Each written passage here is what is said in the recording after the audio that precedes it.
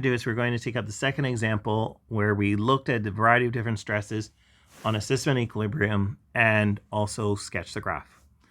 So in our reaction, we have our bromine pentafluoride, which undergoes a decomposition reaction to form bromine and fluorine gas. Now, we know that if our pressure is increased by decreased in volume, so that means now that I have to do the opposite of increased pressure, which is decreased pressure.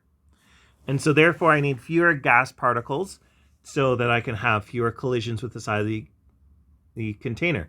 And so when we look, if I look here, I have 2 gas particles in my reactant side, and I have 1 plus 5, which gives me 6 in my product. So therefore I have fewer in my reactant. And so as a result, I will shift to the left so that I have fewer particles, which will result in fewer collisions with the side of the container and will partially decrease the pressure in the system.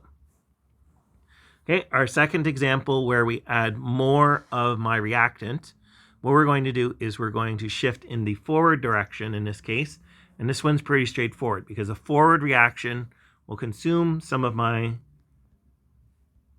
bromine pentafluoride and will partially decrease the concentration of the bromine pentafluoride.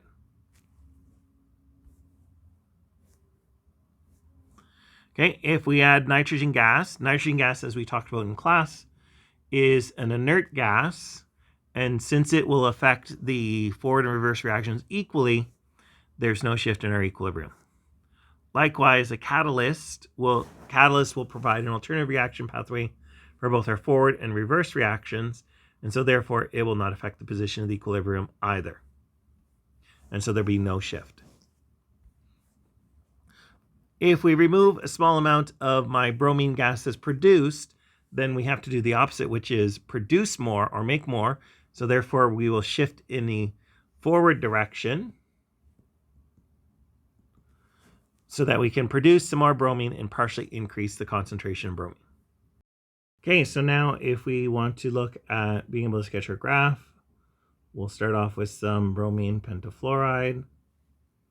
We'll start off with a little bit of bromine gas and a bit of fluorine gas. Okay, so in our first stress, we know that by decreasing the volume, we're going to instantaneously increase the concentrations. And then we know that it shifts in the reverse direction. So we'll get more of our product and less of our reactants. And then if I add some of my bromine pentafluoride, I'll get an increase. And then we'll shift in the forward direction, producing my 2 products. Now we know nitrogen is an inert gas, so it does not affect the equilibrium position. And also a catalyst does not affect the position of the equilibrium, only the time it takes to get to equilibrium. And finally, my bromine concentration decreases. So we remove a little bit and then we shift in the forward direction. And so we'll make some more of our products and we'll consume our reactant.